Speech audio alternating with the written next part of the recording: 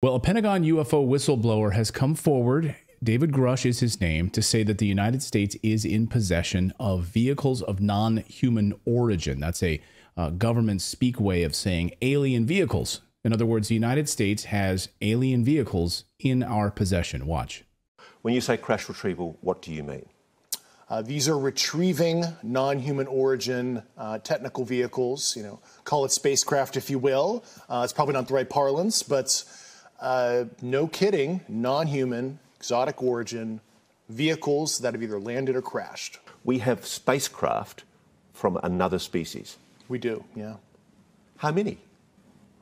Quite a number. Well, John DeSouza is a retired FBI special agent who served for 25 years on the counterterrorism and paranormal cases. He had a top secret clearance during that time, during his time at the FBI. In fact, DeSouza literally collected the real-life X-Files that were used in the show, The X-Files. He has a lot to say about this UFO whistleblower story. John is here. John, welcome back to the show. And you have the distinction, my friend, for our audience that recognizes John, you and I, the interview that we did is the most watched interview in the history of Redacted, of this channel. So thank you very much. Over 2 million views right now on this video. Thank you, John. Wow. Thank you, Clayton. That's owing to your skill and expertise as an interviewer and on this subject too, which you appear to have extraordinary knowledge on. So yeah, I'm very happy to be with you again. Thank you so much. Well, it's my pleasure to have you back, and our audience was very excited to have you back on as well. So this story breaks over the past few days. Now, immediately in my heart, right, because I'm a kid at heart, we've known all of this. If you knee deep in this literature for many, many years, it seems obvious to us who follow this that the United States has had otherworldly vehicles for decades. This is not new news to people like you and me, people in the know, who've been tracking and following this. So we hear a UFO whistleblower from the Pentagon comes out and says this, and it sends shockwaves around the world like, oh my God, we're hearing from the Pentagon for the first time. My little spidey sense goes off, and I immediately think, psychological operation? Like, why are we hearing about this now? When you heard about this testimony and you heard about this whistleblower, what were your first thoughts? Can you tell us the truth here? What is going on with this story? My first thoughts were what I really know personally, and it's about many whistleblower complaints from FBI people. Going back many, many years, I've had involvement with these people, going back all the way to counterterrorism whistleblower named Sybil Edmonds, another one named Robin Gritz, and including the modern whistleblowers that we have today, FBI agents Garrett O'Boyle, Marcus Allen, Steve Friend, all of whom were stripped of security clearance and fired from the FBI. So what my first thoughts were, extreme confusion from seeing David Grusch's interviews and the things that he's going through, because it just didn't fit the mold of most whistleblowers. For instance, I just don't see, first of all, I'd like to thank David Grusch for his service to this country, which is a very important and very honorable thing. However, what's going on with this complaint is just bewildering, because first of all, what is the basis for his whistleblowing? For instance, all of the FBI whistleblowers, the basis for their complaints is the weaponization of the FBI against civilians, Right. which is highly illegal, improper, unethical. I mean, that is the basis for a whistleblower complaint. And all of these people have suffered enormous punishment and retaliation, and they've been fired, they've been persecuted, they've suffered extraordinary things. I'm not even clear from David Grusch's interviews what was the retaliation. Is he even working anymore for the government? I can't tell, because he doesn't really address this, and that goes to another point. Real whistleblowers have something called righteous rage. they have righteous rage because they've been persecuted, they've been wronged tremendously, and I don't see that with David. So you don't Grusch buy it. at all. You don't buy it in his video responses. Yeah. He's. Is it something about his interview that it was standing out to you? And because he filed this complaint saying there's government suppression here, there's government suppression of these vehicles, and he's coming forward to be the person that's going to tell us all about this. Right. But that's not an illegality. That's not an actual legitimate basis for a whistleblower complaint.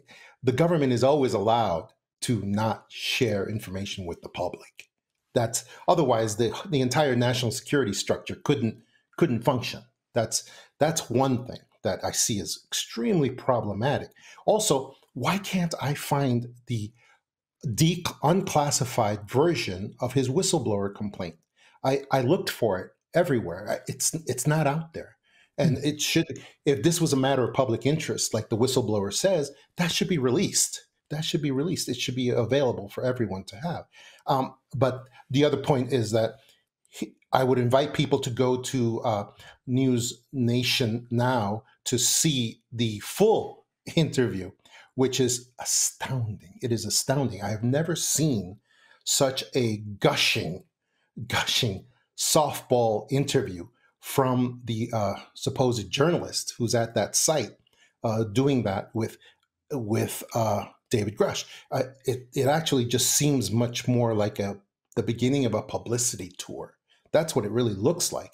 So publicity tour, another way to say this, psychological operation, or is not? No, this is not a psychological. Would you think this is a psychological operation? You're shaking your head.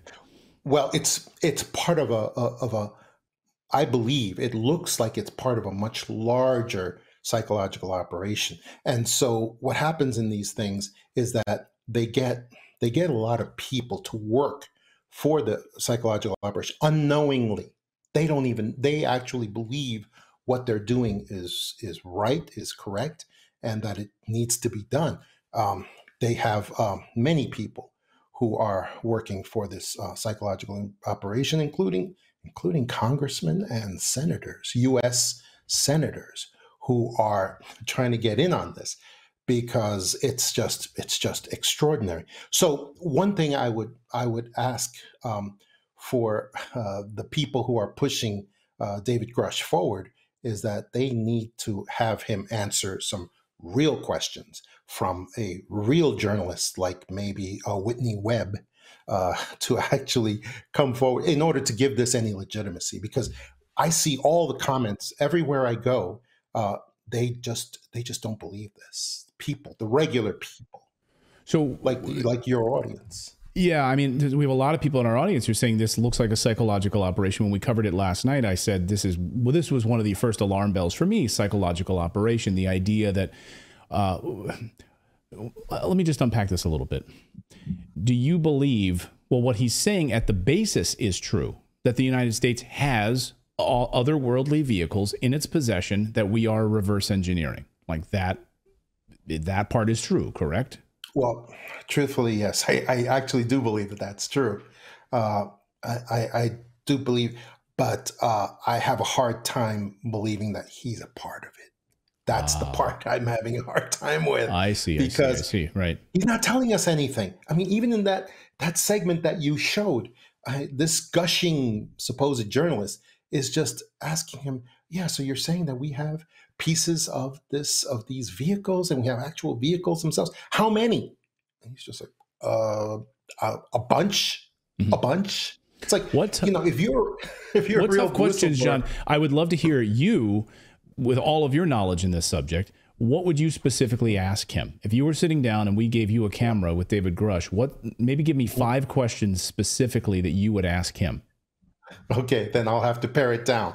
But yeah, because you have first 10, of all, you have 20. give me your 5 best. My 5 best, I would say, first of all, what you said, non-human origin technical vehicles. I would say, what is a technical vehicle? I don't know that. Maybe somebody here is an engineer or something, and they know what a technical vehicle is? Because I have no idea what that means. That would be my first one. Second, non-human origin.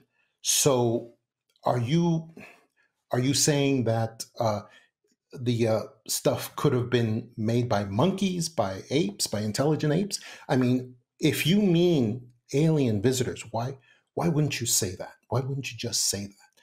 Second of all, you said these are spacecraft. These are spacecraft. You use that word. How do you know these vehicles are from space? We're finding out now that a lot of UFOs, genuine UFOs, are actually from inner Earth. They're from beneath the oceans. They're even from volcanoes. So is there some other basis of knowledge that you have that tells you these things are from space? That's one of the questions I would also. And have you been on one of these craft to know that? Dr. Michael Sala is reporting on this. Have you been on one of them? Have you traveled to the moon base, the secret space programs, space?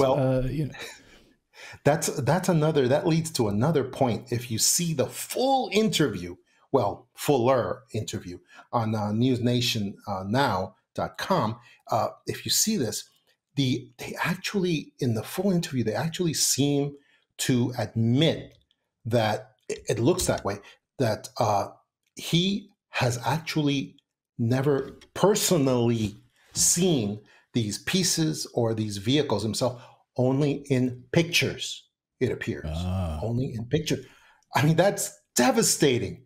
And the journalist who was interviewing him appears to bury that at the bottom of the interview, because the journalist is actually feeding him questions. And then here's the other point about that as well, is that it really raised my suspicions when this individual who's being fed these, it's almost like he's being reminded of these answers by the journalist who is interviewing him in this puff piece over at News Nation Now. And one of the things that really stuck out to me is that in this entire psyop, there's a CIA phrase that they all use. And it's a CIA phrase because it's a psychological operation phrase that implies alien visitors, but doesn't directly say it. But it triggers all the neurons in our minds that associate with alien vehicles. And it's this: they are, and this whistleblower did it too. He was fed the line to say that says, quote, "Yes, this means that we are definitely not alone in the universe." And there's a lot, and they look up meaningfully at space, supposedly, when they say it. And they've all done this. They've all done this. And it's unbelievable because it's the exact same wording. So what is at the heart of this psychological operation? For me, let me just give you my cynical view, which is, yes, of course, we have otherworldly vehicles. We've been reverse engineering them for decades. We have this. We know this. It's absolutely 100% the case, right? We know this. Now, they're trying to create a boogeyman because we need another enemy. The deep state wants more money spent on the Space Force and an expansion of our military into space. And that's the psychological operation, that we need to create this enemy, this sort of benevolent, these benevolent beings that have been here sharing technology with us, as Dr. Michael Sala reports, and even his brand new book on this exact subject. We've been collaborating with them for decades. High-level members of the military have been collaborating with them for decades. Now, suddenly, they're an enemy? That's the psychological operation. That's the way I see it. Am I wrong or right? That's exactly right. What's funny is I actually, last night, I saw your wife actually say what this really is. I think by accident, because she's been around me too much. Yeah. Yeah. And it's exactly this. She said, I only am concerned about things when it shows the global governance coming together with the military industrial complex. That's exactly what this is.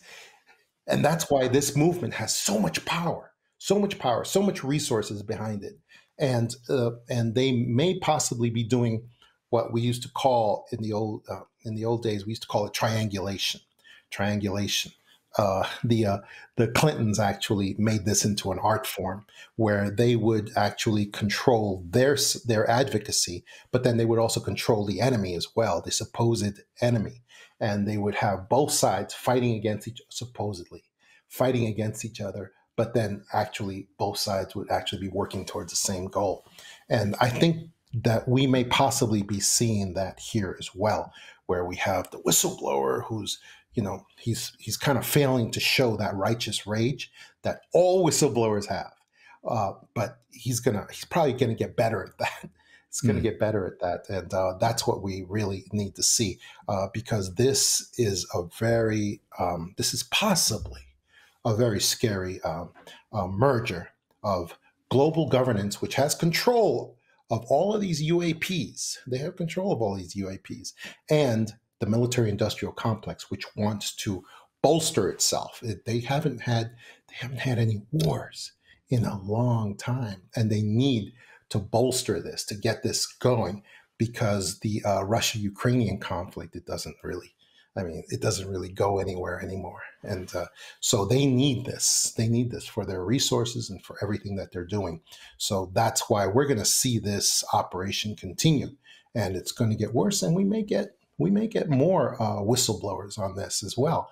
But we'll see if they do a better job than David Grusch has been doing here on this. So well, we'd welcome him on the show. I'd welcome David here on the show, and I'd love to ask him these tough questions right here on Redacted. We'd love to have an open audience. I'll have him on for an hour. We'll do a whole hour special with David, and we'll dive deep. And there won't be any kissing of the ring or anything like that. Will be straightforward questions. So, bottom line, you think that he's being manipulated, he's being used, and he doesn't fit the mold of an actual whistleblower like the ones we saw testifying before Congress a few weeks ago. Absolutely. And I would also ask him, because I've known a lot of these whistleblowers in the past, how did he lawyer up with the original Intel Community Inspector General as his attorney? So his whistleblower complaint is being examined by the Office of Inspector General.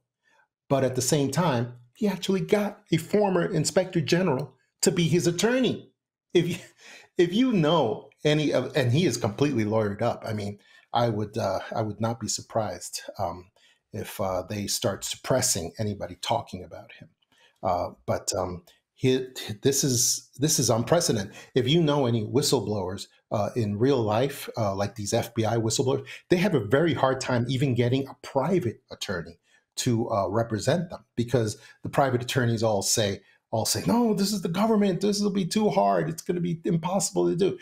So a lot of these whistleblowers, they don't have any attorney representing them. And this guy got an actual attorney from the agency that is evaluating his whistleblower complaint at the same time. It's like, how? Great point.